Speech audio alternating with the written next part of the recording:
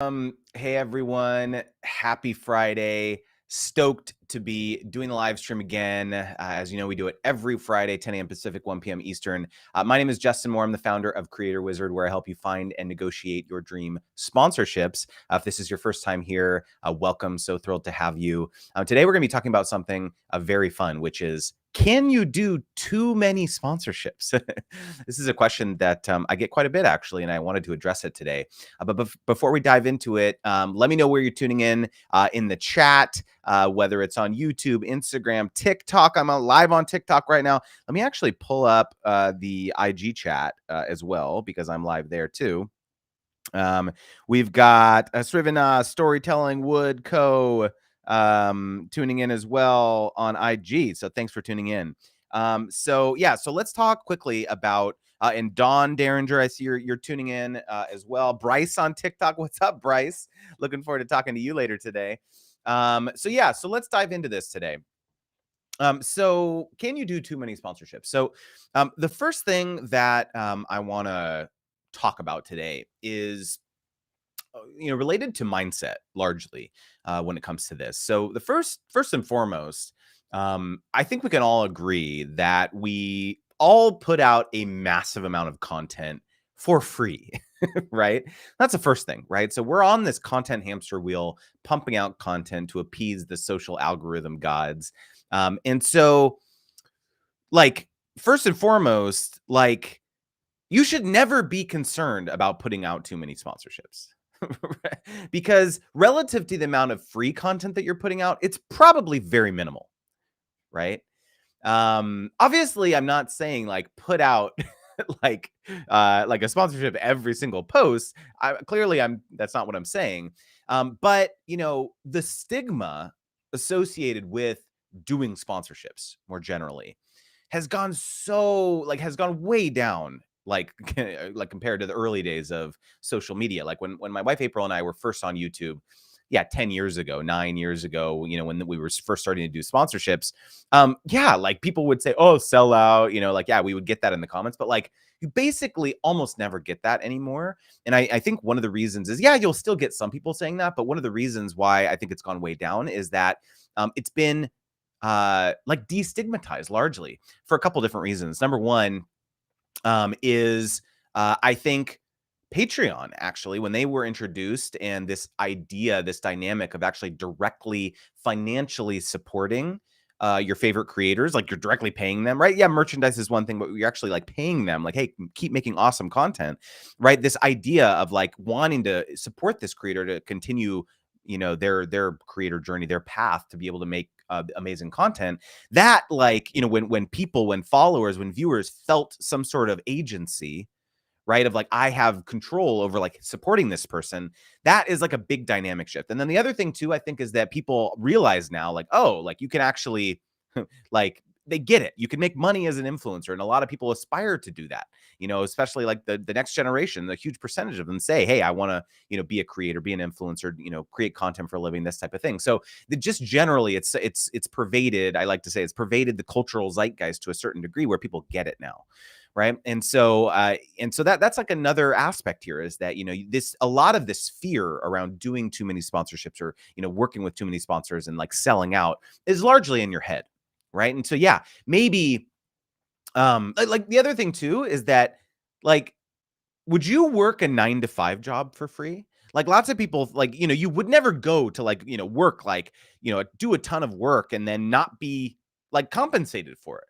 Right. So why should creating content be any different to that? Yeah, you're indirectly monetizing in this way, so you're not actually being compensated for the the YouTube videos you put out, or the TikToks or the Instagram posts or whatever, but you're indirectly monetizing it through sponsorships and other things like that. So that's kind of the first main point that I wanted to talk about, is that you are, like, I think a lot of us as creators forget that we're putting out so much stuff for free, and so having an expectation of wanting to be compensated for that indirectly in other ways is completely reasonable. So that's the first thing. And Andrew said, my issue is too many sponsorships wanting exclusivity. Yeah, that we could chat about that, because I definitely hear that. That's definitely like a thing. Live Pretty on a Penny, Rhea, what's going on? Thanks for tuning in the IG chat. Both of y'all are in my Brandel Wizard course, and I thank you so much. You're tuning into this too. You can't get enough of Creator Wizard content today, I guess. So thanks for tuning in. Elevated Alexander, thanks for tuning in. Okay, so the second thing to think about when it comes to like, can you do too many sponsorships? I think that a big part of this concern comes with the fact that you're not letting your audience feel like they're a part of the process. So one of the things that April and I do pretty frequently is, when we are in the process of doing a sponsorship, we will film some kind of like behind the scenes. We're not actually saying what brand it is that we're partnering with, because oftentimes you can't you can't disclose that type of thing, prior to like getting it all approved by the brand or the agency and things like that. But you can say very simple things, whether it's on IG stories or on your YouTube community tab or doing a TikTok or wherever, and saying, hey guys, we're so excited. We're working on this partnership today. Can't share, who the brand is yet, but if you see me like in this outfit on YouTube or Instagram or something, make sure to give it some love or something, right? And you can share. This could be like especially if it's like a multi-day or multi-step process that you're doing. Maybe it's a DIY. I see April, my love, right here on TikToks, who's saying, "Stop being so fine." Man, I don't know. I can't help it. I just in this way. I was born this way. I don't know what to say. Thanks, Boo. That's so funny. Yeah, I got 14 viewers on TikTok. What is going on with life right now? This is crazy. I've never had that many. 16. I've never had this many people on TikTok. What's going on in the TikTok? What's up, everyone? I appreciate you. Yeah, so that goes a long way as like helping your viewers feel like you can pull them into the process, right? It's actually a similar thing that we talked about last week about not selling products or not creating courses or ebooks or cookbooks or whatever it is in a vacuum and not involving them, right? Because then you say, ta-da, when you finally release it and they're like, okay, like I'm not invested in this and all. Like maybe you've been like working on this night and day for the last 6 months, but I didn't know anything about it. So it's the same idea when it comes to sponsorships, like, involve them in the process as best as you can. And then when they finally see that post go live on your page, they're going to be more invested and they're going to be like, oh my gosh, I remember seeing that a couple weeks ago. You were talking about it. Congratulations. This is an awesome sponsorship, right? So it's like you've pulled them in and you've involved them. Peter, what's going on? Peter says, watching from my phone and PC. Amazing. Look at this handsome fella. Peter Bjorkley in the TikTok chat is my designer for my logos, guys. He's helped me design my new Creator Wizard logo, my Gifted to Paid logo, Brand Deal Wizard logo. He's an amazing designer. So if you need design work done, Peter's your guy. So what's up, Peter? Thanks for tuning in, man. D and Finch fam joining in. D and fam, Keto Twins in the chat. Ashley, Fernanda, Whitfield, Alexander. Man, the chat's popping off today. We got people everywhere.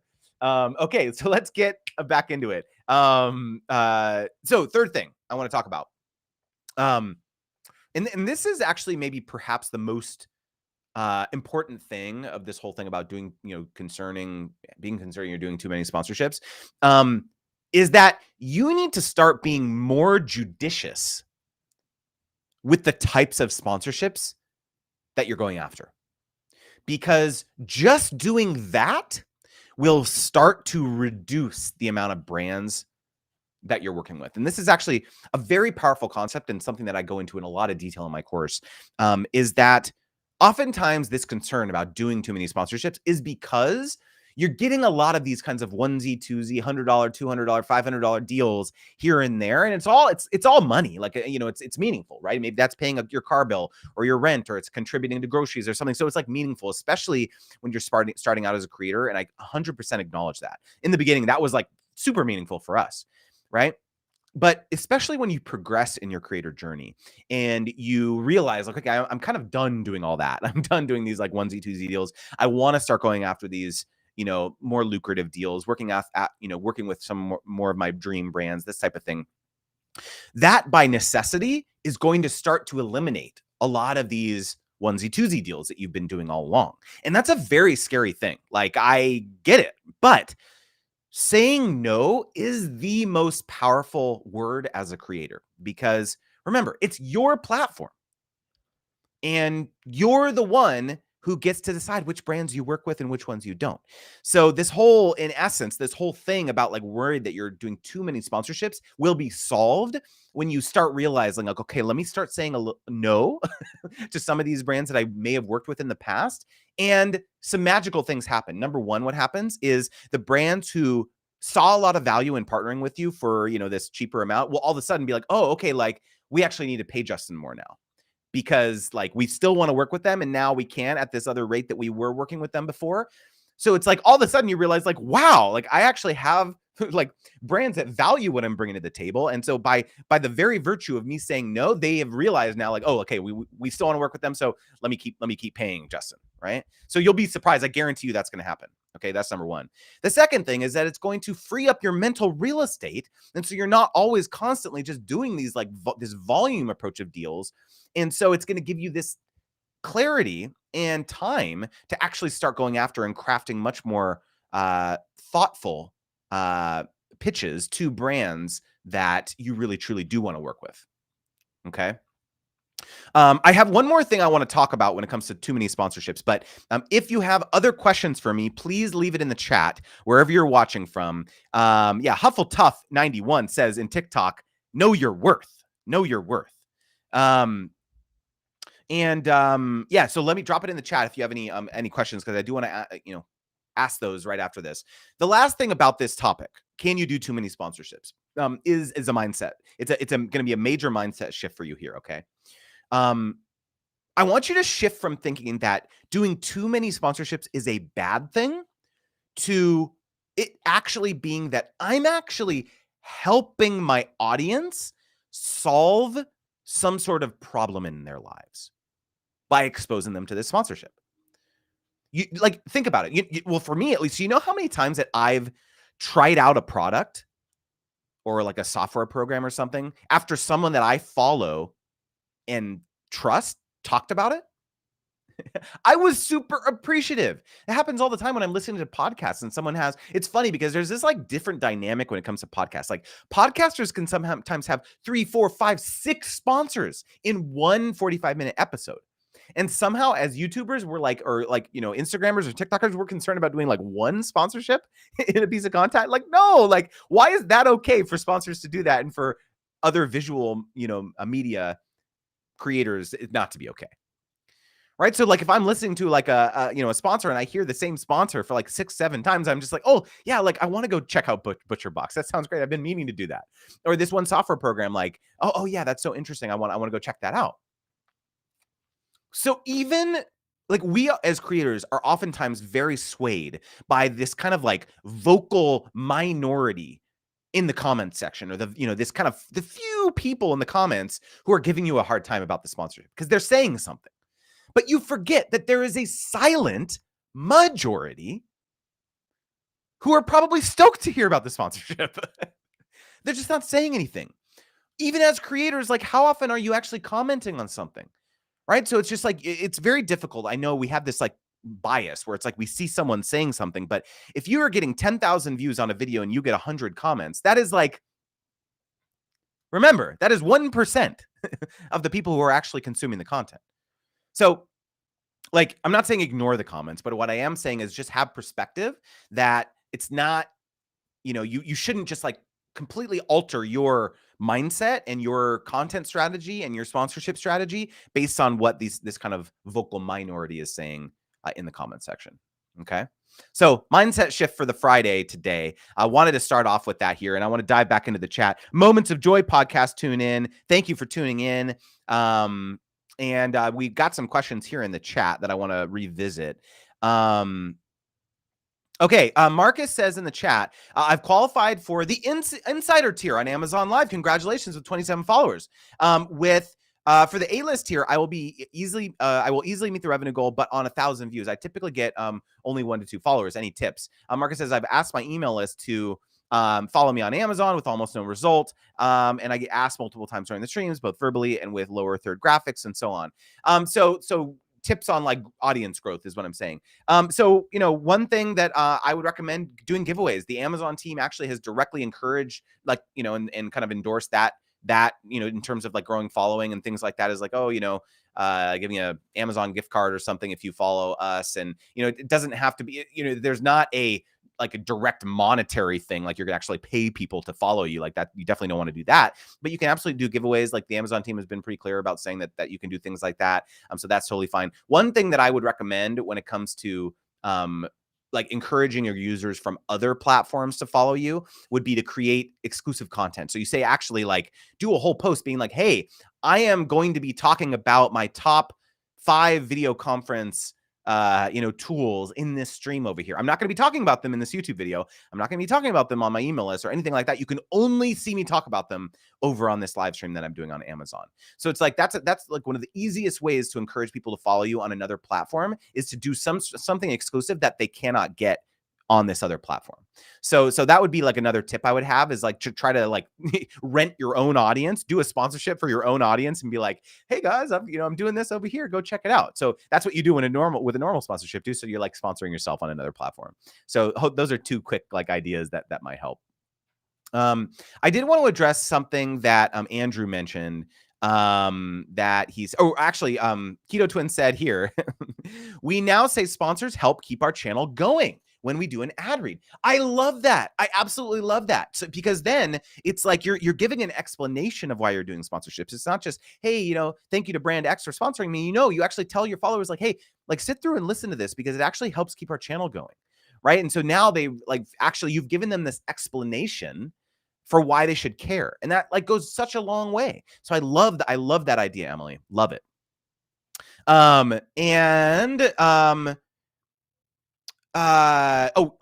Andrew was saying, yeah, not when they all compete with one another and they're so vague on what counts as competition. Yeah, so Andrew was talking about like all these brands like want exclusivity and things like that. It can get very tough, like especially if you're a tech channel or your entire channel is related to like one type of product or something like that, and then a brand comes in and wants like exclusivity for the entire time period. Like it can, for like 3 months, 6 months, 12 months, like that can get very, very challenging.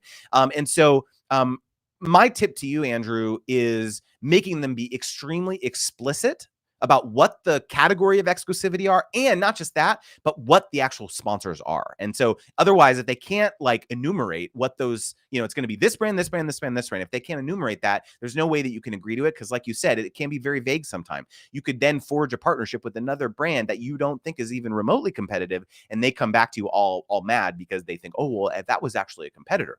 So the onus is on the brand who wants that exclusivity to actually spell that out. But the other thing too, and I'm assuming you're doing this, I hope you're doing this, is that, you absolutely need to be explaining to them that locking you in for exclusivity on this particular category or this set of brands is actually going to cost a lot more because of the fact that your whole channel is related to this content, and you need to explain that to them.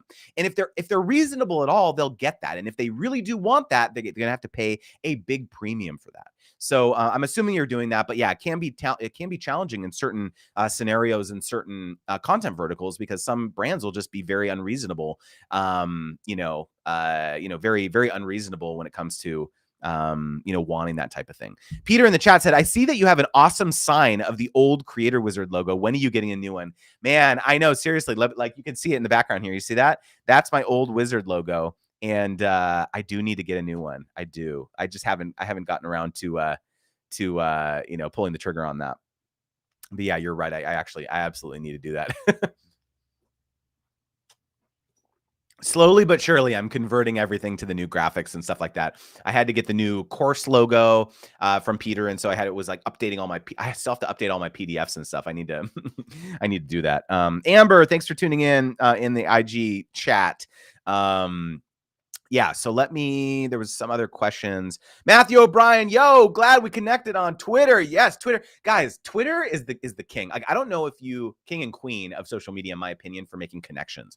If you're not active on Twitter, I can't even tell you how many connections with other creators, with brands that I've made, people who are interested in taking my courses and things like that I've made from just Twitter over the last 12 months, it's been staggering. So if you're not on Twitter, like I absolutely would recommend like giving it a second thought, or, you know, like reevaluating that, because I've been just so shocked at how much Twitter has how big of a role Twitter has played in my growth over the last like 12 months or so.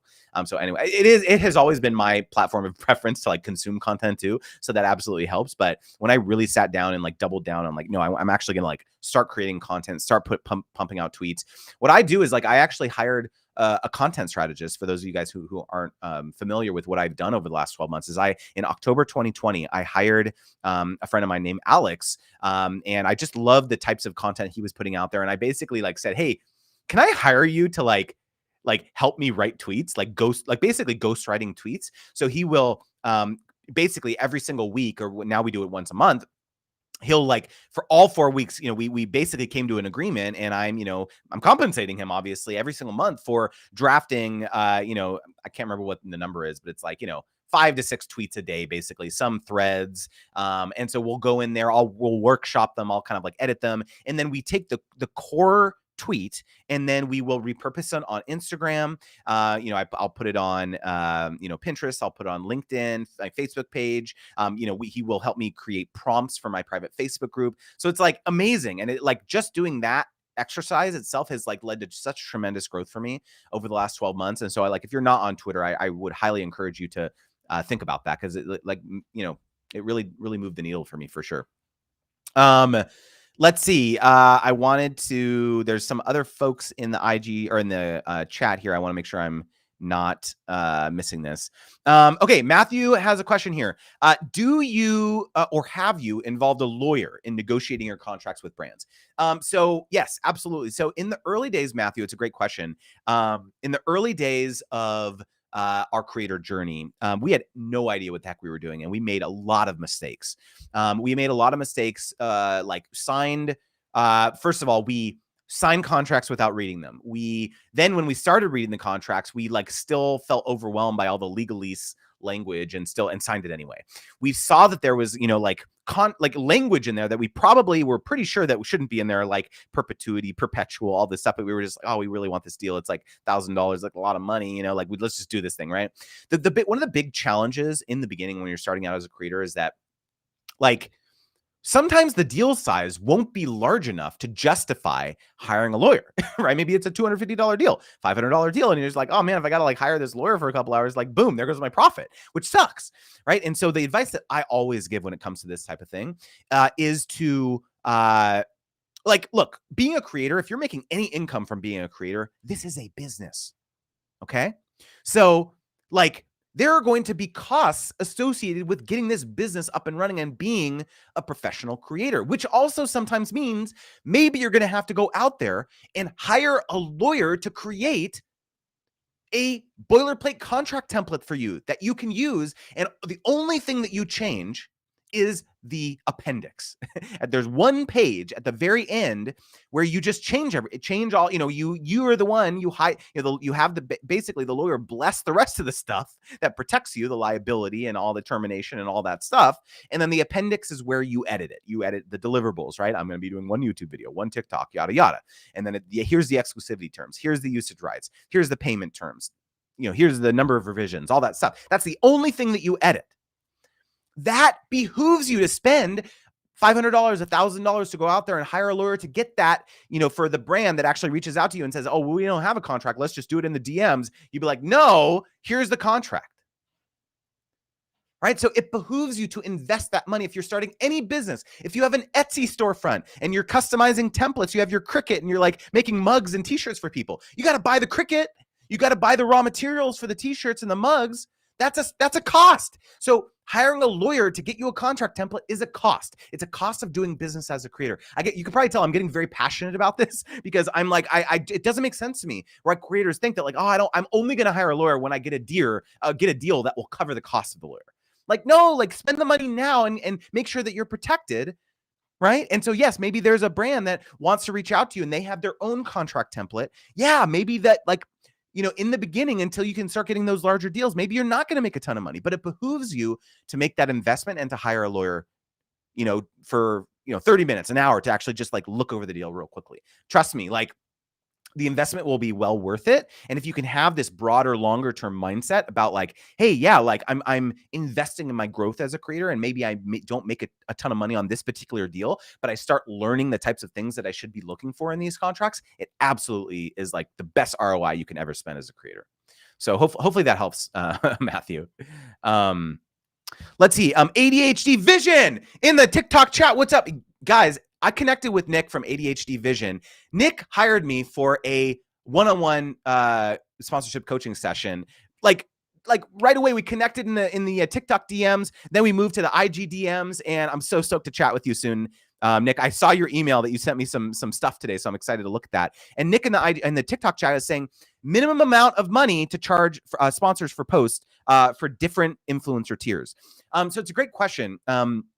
And this is actually a big misconception that you should be tying your rates or your packages or things like this to how many followers you have. It really, you all have probably, I'm assuming if you're here, you have probably at some point gotten a DM from, some shady account saying, oh, $50 and we'll get you guaranteed 5,000 followers on TikTok, or 5,000 likes on your Instagram post, or views on YouTube or something. Like have we all gotten those like shady like messages from people who are guaranteeing that? Maybe it's like a click farm in another country or something, right? So the reason I'm bringing this up is that following, engagement, things like that, like likes and comments and things like that, like are basically irrelevant because you can just buy those things. And brands have tools now to discern and identify creators who are doing fraudulent things like that. In fact, brands now are, if you're reading your contracts, like we were just talking about, I posted on Twitter recently, actually, that brands are starting to introduce these clauses. I've started to see these over the last 6 to 12 months that say, if you're doing any of these types of fraudulent things, then you are immediately in breach of contract and they can sue you for these things or terminate the contract immediately, make you pay back the fee and things like that. So the reason that this is important is that basing your rates off of your following or whatever whatever tier you're in is not how you should be leading with this. And it's one of the things that I go into in a lot of detail in my course and Nick, we will absolutely talk about this on the consulting call, is that now the thing that you lead with is not, oh, I have this many followers, I get this many views and yada, yada, yada. It's no, what is the goal of your campaign? Help me understand. Are you trying to achieve a conversion focused campaign? Is it going to be, do you want to repurpose my content? Are you excited about running my content as ads? Is that what you're most excited about? Are you, you just want to like spread the word? Is this going to be a brand awareness campaign? Leading with that is one of the only things that matters. Yes, there's all these other things, deliverables and usage rights and exclusivity. That's, yes, that's important. But really, until you understand what the goal of a brand is for this campaign, you cannot provide them any pricing, any packages, anything. Because at that point, like, you're just shooting in the dark. You have no idea what the brand is actually most excited about. Okay? So, and Nick, again, we'll talk about this on our one-on-one call, but it's like your pricing should be completely detached from how many followers you have. Okay. Yeah, and Marcus said exclusive content is a great idea. I love it. Yes. Legal Eagle does something similar. He usually does it to says it helps support the channel and so on. Yeah. DN Fam said that's proof of how far you've come, Justin. Don't replace it. I'm assuming you're talking about the wizard here. Yeah, man. Maybe I'll have to keep it like as a memento. Mrs. Mommy Esquire, first time here. 2 questions. Great to see you here. Thanks for tuning in. 2 questions here. How many brands would you recommend? Would you recommend pitching each week? And number 2, how many times do you follow up? I hear the follow up is crucial. Yeah, great questions. Let me take a swig here. Ashton Home, thanks for tuning in. Osceola77 on the IG chat. Okay, so Mrs. Mommy Esquire, great questions here. So first and foremost, how many brands would you recommend pitching each week? So in the beginning, if you're not pitching any brands, or if you haven't really done that, much to date, more is going to be your friend, right? Because you're going to want to get used to the repetitions, used to crafting your pitches. I talk about this in extreme detail in week 1 of my course about kind of pitching strategies and how to actually craft a compelling pitch, which is really, really important. But, I would, if I had to pick a number, I would say in the beginning, at least 3 to 5 brands per week. Because, again, it's going to take a little while, a little rhythm. The thing that's like most difficult when you're first starting out pitching brands is hearing the crickets. You actually pitch a brand, you think this is a good pitch, and then you just basically hear nothing back. And this is the most dangerous point when you're first starting out, because you just will give up and you think, well, pitching doesn't work. I'm going to stop doing this. Why am I wasting my time doing this? I'm just going to go back to creating content. It's hard. I get it, but it does take some time in the beginning to start planting the seeds, start understanding, and once you do start receiving responses back, being like, okay, let me actually go back and analyze that pitch that I sent. Why did this brand respond? And why did, relative to those other pitches that I made? It's not random. You must have said something that actually piqued their interest. And so they were like, oh, let me actually respond to Mrs. Mommy Esquire here on this pitch. So you go back and you'd be like, okay, because this is exactly what I did. I told a story in on my newsletter and one of my emails a few weeks back about this, is that this is how I improved in the beginning when I was sending out lots and lots of pitches, is I would analyze. I would go back and say, okay, what was it? Was it the subject line? Did I say something differently in the email? Did I pitch something slightly different? Was my greeting different? Did I send it on a different day of the week? Like maybe I sent it on a Tuesday through Thursday versus a Monday and Friday, right? So it's like, there's all these things that you need to be analyzing about the way in which you're pitching that you should then incorporate into your pitching strategy. And so it's like a kind of a long-winded answer about like how many you should be pitching. But, the point is that enough of a sample size so that you can start analyzing when people start responding to you, if that makes sense. So, the second part of your question is, how many times do you follow up? Yeah. So this is also another critical thing. And actually one of the hardest things for creators is like shouting into the void. It's like, hey, want to work with me? No response. Hello? Anyone here? And then, a week later, yeah, just following up again. Wanted to see if you were, yeah, wanted to see if you wanted to collaborate with me. Right. So it's like I joke about that, but that's how it feels. It feels like you're shouting into this, endless void. And it's like, please, someone respond to me. But that really is what separates creators who have a very robust sponsorship strategy from those who don't, especially in the beginning when you don't have a lot of inbound deal flow, right? You were actually, just dusting off your shoulders, keeping your head up, and just continuing to persevere. Because at the end of the day, brands are busy. Maybe they, saw your email, forgot about it. Forgot to respond. Oh, gosh, I'm so glad they followed up with me because I need to, get back to this person. And I mentioned, I have a whole video actually that I would really, really recommend you watch if you haven't. It's called 10 Reasons That Brands Ghost Creators. It's on my YouTube channel, because I talk about in extreme detail why sometimes brands don't respond to you. And so just a quick sampling of those things is like, number one, maybe they're they don't have the answers yet. So you've actually pitched something to them that they've never thought about. Maybe they don't have a TikTok strategy and that's what you're pitching them. So they actually have to go and, look at, okay, what do brands compensate? That's actually one thing that happens a lot, is that, your pitch, maybe they've had a lot of success working with creators for free, gifted products, but then your pitch is so compelling. Your proposal is like something so outside of the realm that they ever considered, that they're like, oh, this is actually interesting. I get why I should compensate this creator, but I have no idea how much to pay an influencer. And then they're in the background, Googling, how do you work with influencers? How much do you pay influencers? This type of thing. Right. And so them not responding to you is more just them actually trying to do research.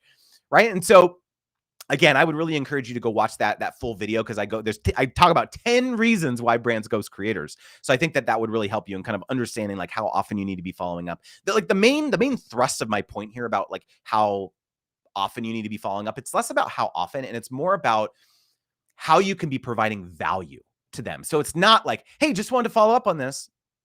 You didn't respond.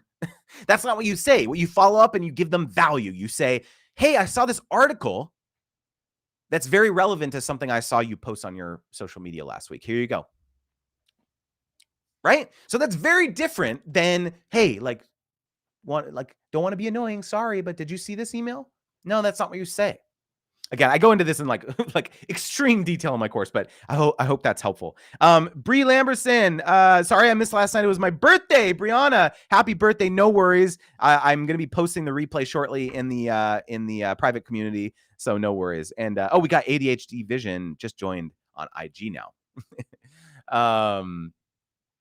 Yeah. So yeah, if you're tuning in on TikTok, on IG, Twitter, Facebook, pardon me, like just anywhere you're tuning in, please like drop it in the chat. If you have any questions, I'd be more than happy to answer them. And Mrs. Mommy Esquire said, love it, thank you. Started following after session on Thinkific.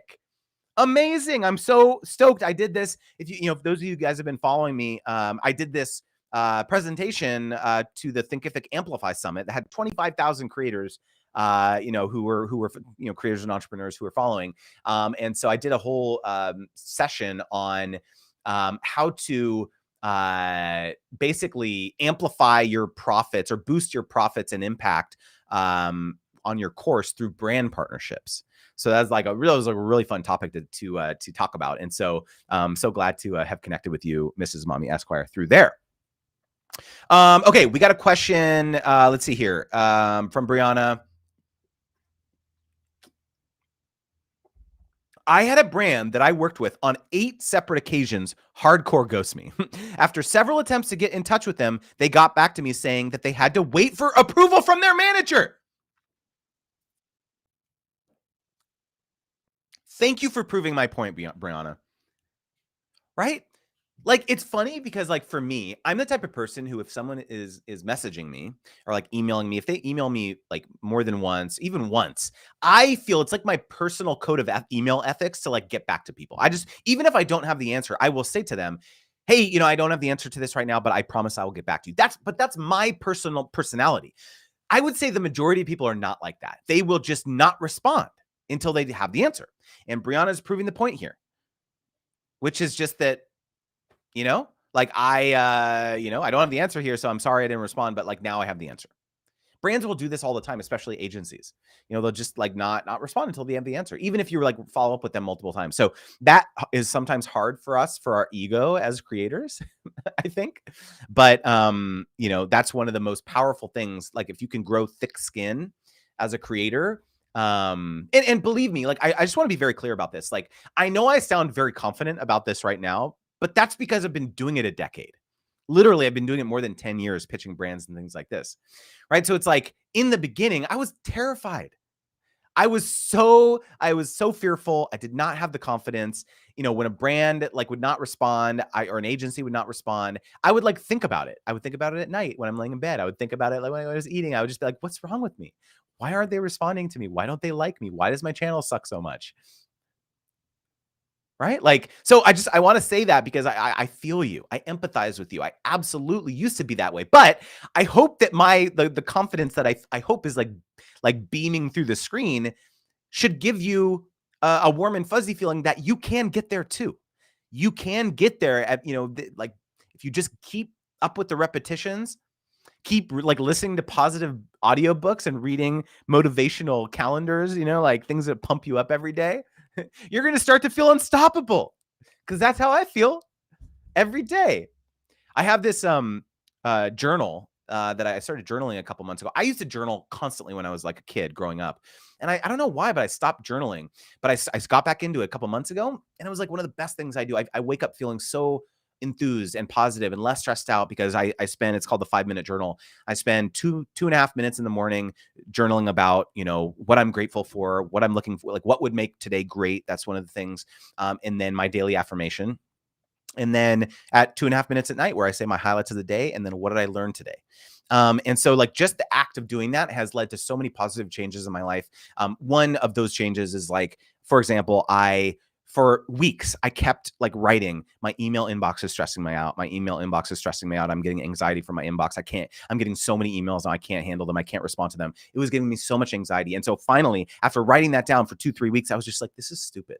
Like, why am I letting myself be like owned by my own anxiety and my own fears? And so I hired a virtual assistant. I had always thought about it. I would always thought like, oh, one day I'll do it. Like, but I don't know. I can't delegate that. My inbox, it's sacred. Like, I don't want anyone to touch that. And finally, I just like realized like, this is stupid.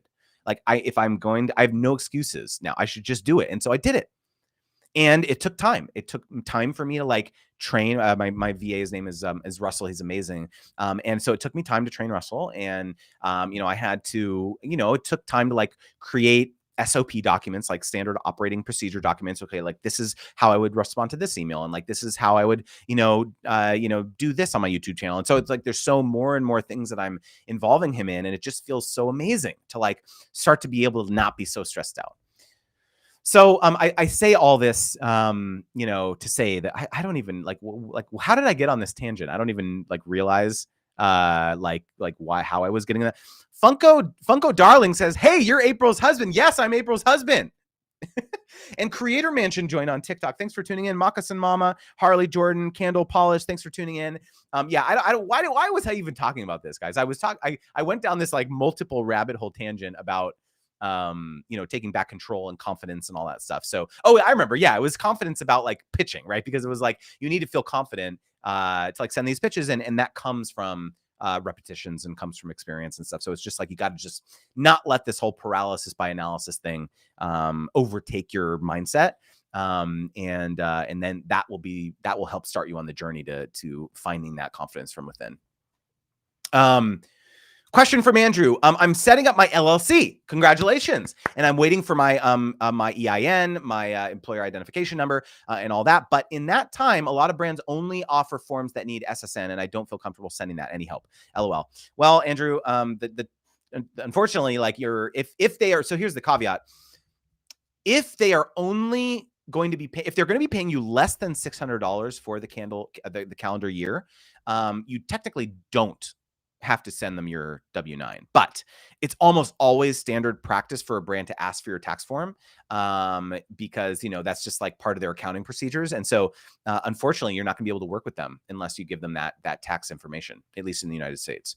Unless, I don't know if this is like a thing, but I don't know, maybe you'd be able to contact the IRS in the US to get some sort of temporary EIN issued. If your paperwork is like in process, they might be able to issue it to you like temporarily until you get it like full. I don't know if that's right or not, but it's possible. I don't know. Sometimes, like for example, if you're getting your your license plate, or you're getting your driver's license and they haven't mailed it to you yet, sometimes they'll issue you like some sort of temporary license or something like that too. So I don't know if something like that exists for an LLC, but it's maybe worth looking into. It actually is kind of surprising because sometimes the LLC paperwork is actually pretty quick, and usually you can like go onto their website and see the process of of like where the application process is, and sometimes you can even access your EIN in advance online, but maybe not. I don't know. You might want to look into that. So yeah, so it's kind of a rock and a hard place.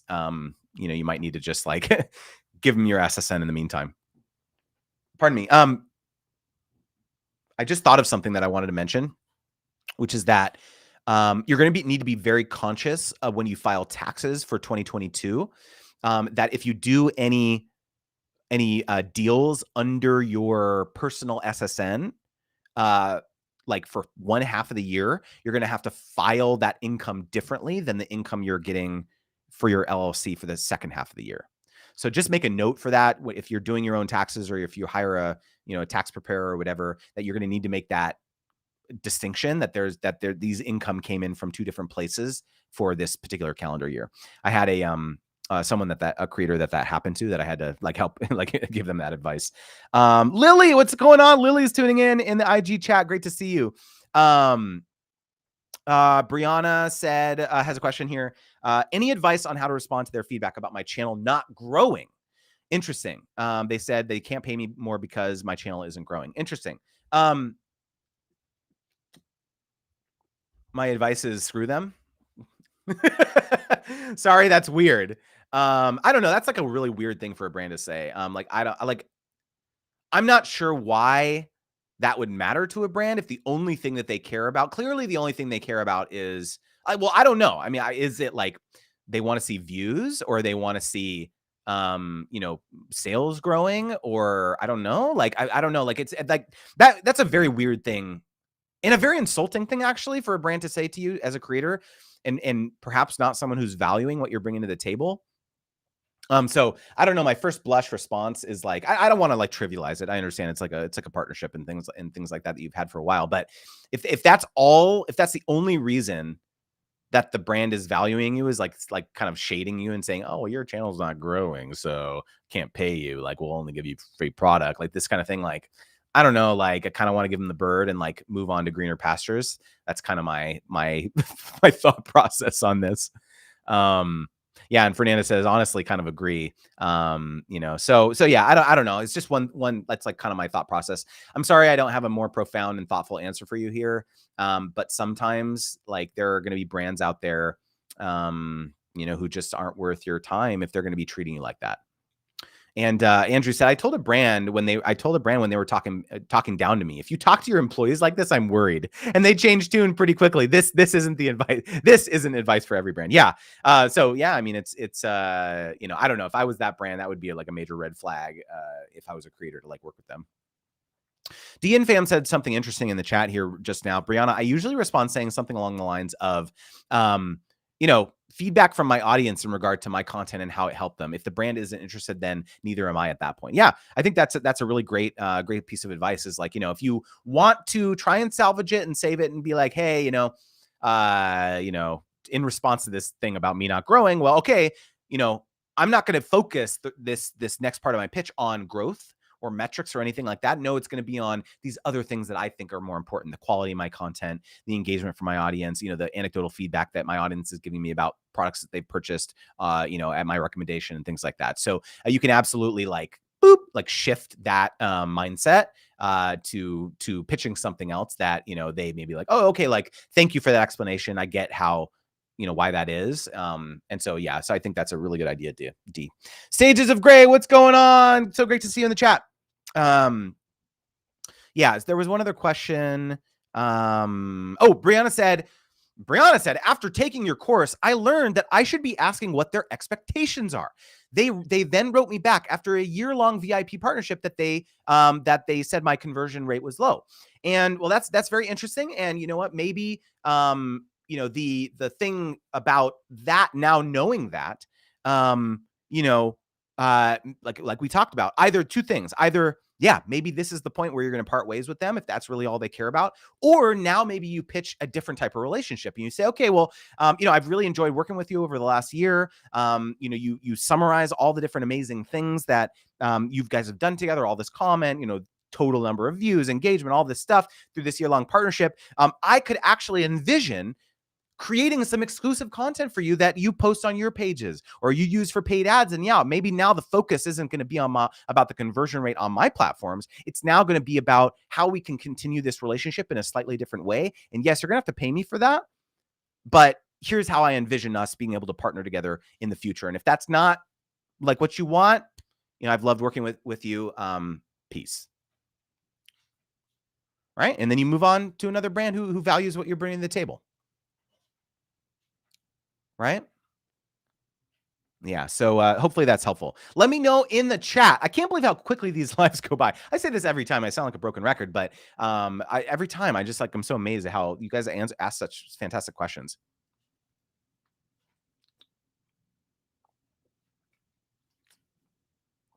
Yeah, and Fernanda said in the chat, Fernanda and I were just actually DMing on Instagram about this. She said, this is the same issue I was writing it to you about yesterday. Metrics and goals not being clear. It certainly helps knowing that to ask the right questions. Yeah, and what the point that Fernanda was making when we were chatting yesterday was that sometimes what can be very challenging is that the brand doesn't even know what their goal is. Right. So, you are coming in with this very sophisticated set of questions like, oh, is it conversion focused or is it content repurposing or brand awareness? And the brand is just like, I don't know. We've never thought about that. Right. So it can be very challenging, right? It's like, well, if you can't tell me what your goal is, how can we ensure that this partnership is going to be a success?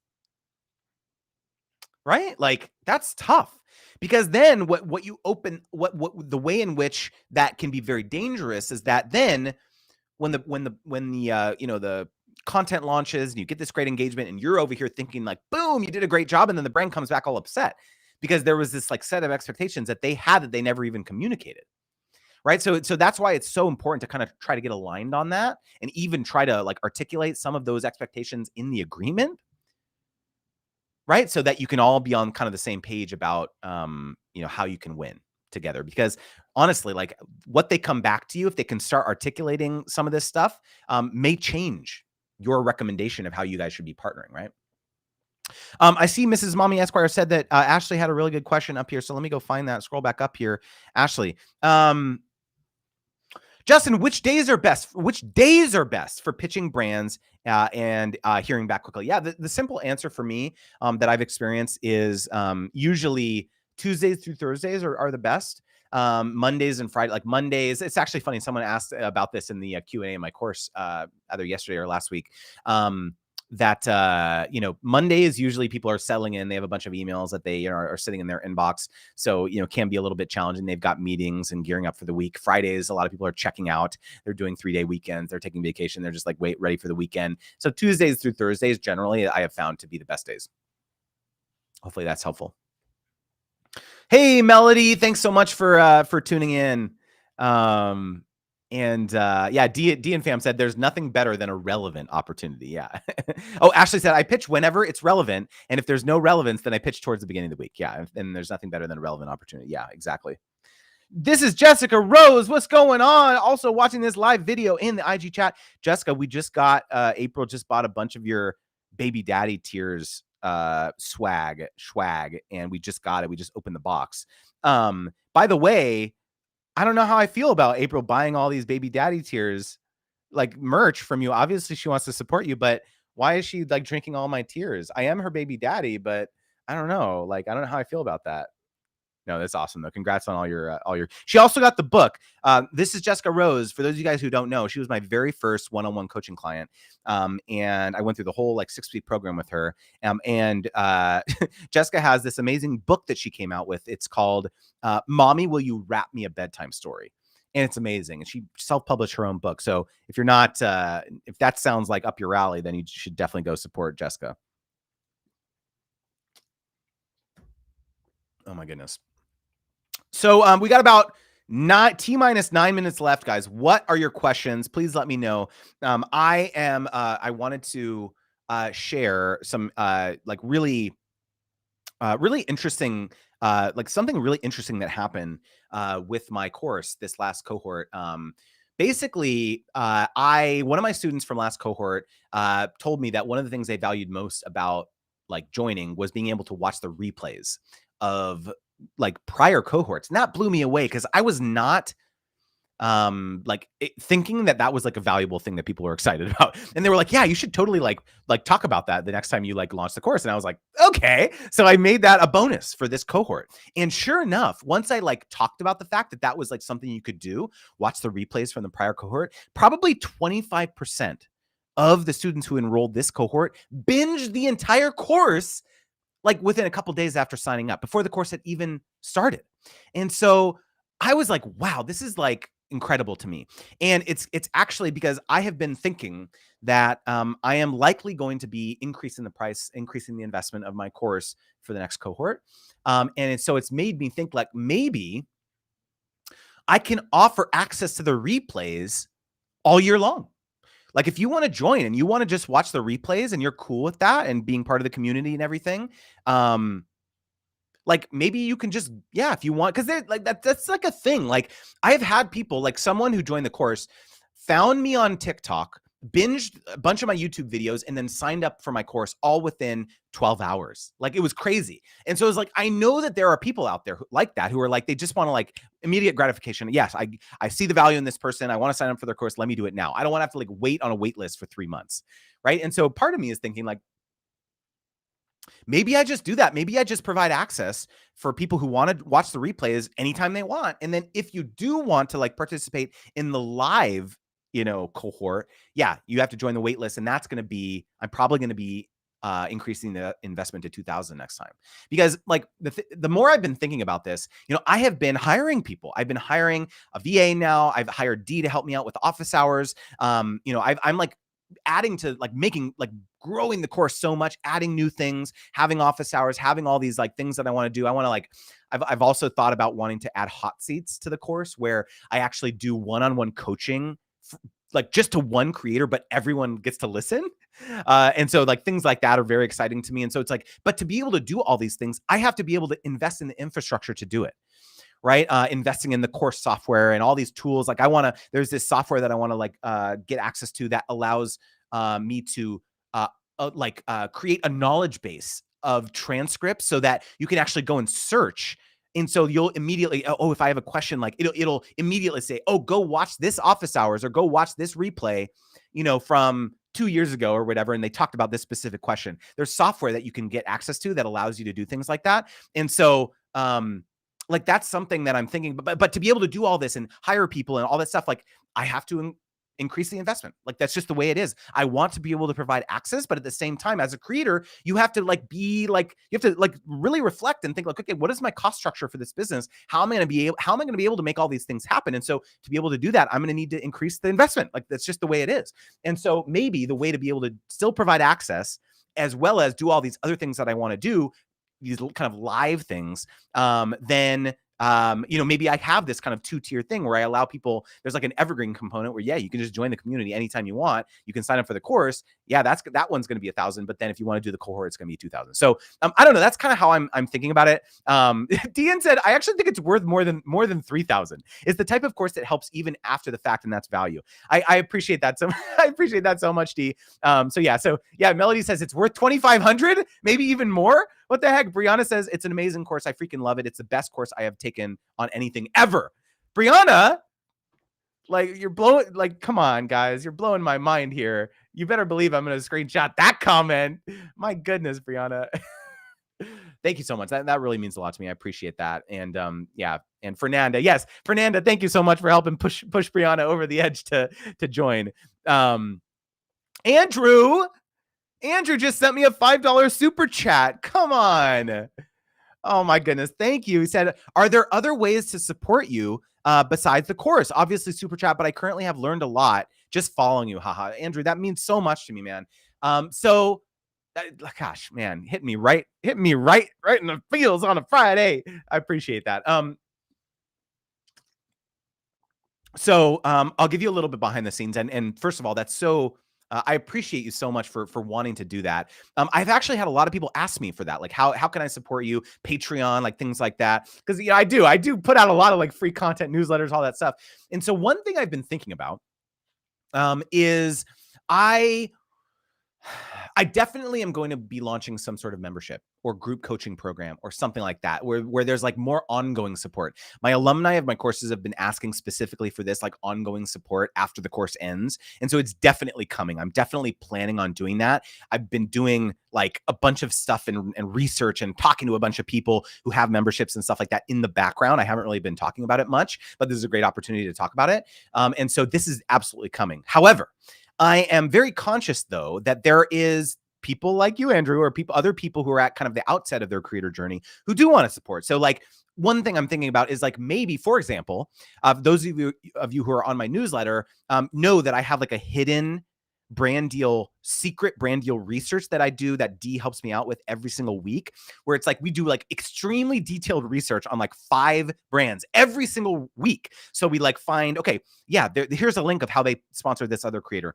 Here's the person who's likely responsible for influencer marketing at that brand. Here's likely their email address. Here's pitching angles for how you can pitch the brand. And we do that for 5 brands every single week, different brands. So it's like extremely valuable. And so the only way that you can currently get access to that is by referring another creator to my newsletter. And I have actually had people emailing me and be like, hey, I don't want to refer people. I don't want to have to do that. Can I just like pay you for access? And so I've thought about like, maybe there's a way where a reality where you can just pay. Maybe, it's like a Patreon type thing where if you pay, if you like, are part of the membership or whatever, then you get access to things like that and things like that too. So so these are all things I'm thinking about, but it's like as a creator, I am also very conscious of like how all of my different like products, I guess, fit together, right? So it's like I have these 2 major segments of my audience where it's like intermediate to advanced level creators, as well as like beginner and aspirational level creators. And so I'm trying to design things that are relevant to those 2 audiences. And so I'm trying to make sure that I'm being thoughtful about the pricing levels, and like I want to like accessibility is like a major like thing that I think about a lot, is because I want to be able to help creators who aren't making a ton of money yet with like different things, which is why my next course, Gifted to Paid, is going to be at like a much lower price point. I'm thinking like, don't hold me to this, but like, this is what I'm thinking. Initially I was thinking I was going to, so I held the workshop for Gifted to Paid, and that was $300. And I was thinking that, when I launched it, it was going to be more like maybe $500, something like that. But the more I think about it, the more I think maybe I want to go for more like a price point of like $200, like, so very accessible, and then make the brand deal wizard 2000. So it's like a 10x jump. So it's like that, and that's intentional. So it's like, but again, one of the reasons why I've like kind of changed my mindset about this is that I have this very large mission now of I want to help creators big and small land 1 million sponsorships by 2032 over the next 10 years. And so that mission, to be able to do that, like, I have to think about accessibility. So creators who are in the beginning, who may not be making a lot of money, like, I need to be making some of the things that, trainings and something like that, some things like this more accessible. Right. So I don't know, like, don't hold me to that. I don't really know exactly what the price is going to end up being, but like, this is where my mind is going, is like, that's why this is so powerful to have a mission, because it helps you make decisions about things as like important as courses, because it's like, and pricing, because it's like, wow, now that I have this very large mission and I want to like impact a bunch of people, this helps you makes decisions, and you can just kind of go back to that North Star and be like, oh, like, okay, it's obvious now. Like, yeah, like, if I need to lower the price now because of that. Right. So anyways, yeah. Andrew said, oh my, nice, Chris. I didn't even know you were in here, bro. Chris, I got the heart, the fire, the bag, the T-bone steak, and the wine. See, Chris knows. You guys know that anytime you guys do super chats, that always goes to our No Cook Friday date night in with April. So that means a lot to me, Chris. So good. We need to catch up, man. It's been too long. It's great to hear from you, man. So thank you, Chris. That means a lot to me, man. Yeah, Andrew said super chat sticker train. I appreciate that. I just actually found out that IG has that too. Like, you can do like stickers, or people can like support you. I don't even know. I have to figure out if I can like enable that. I don't know how to do that. But yeah, I appreciate that so much. Meredith, I think I see you tuning in on TikTok. I think I see that's your profile photo. Maybe not, but if it is, say hi. Meredith is in my course as well. Chris says you're too smart for this platform, man. I'm going to take that as a compliment. I appreciate that. Thank you, man. I appreciate that. Ashley says the secret brand deal research is gold. I get so excited when it hits my inbox. I appreciate that. And Melody said, I love how we came together in your cohort. I didn't want it to end. I got to run, but go ahead and get Justin's course. I appreciate that, Melody. That means so much to me. So anyways, thank you all so much for tuning in today. Real quickly, Fernanda says I refer people constantly, but I guess they don't sign up because it has never unlocked for me. That's weird. Fernanda, DM me, because I want to make sure that the link that you're sharing is accurate, because that's weird. Yeah, because if you're referring people, that's very weird. Yeah, and maybe they don't sign up. That's weird. But yeah, let's get that unlocked for you. We'll figure out a way to get someone signed up so you can unlock that. Anyways, thank you so much, everyone, for tuning in. I appreciate you all so much, like especially the super chats. Like, that just really means a lot to me, and I never expect it, but it's always so appreciated when you do it. And I hope you have a fantastic weekend. If I didn't answer any of your questions, I apologize. I hope to get to it next week. Again, 10 a.m. Pacific, 1 p.m. Eastern every Friday, and we will see you next time.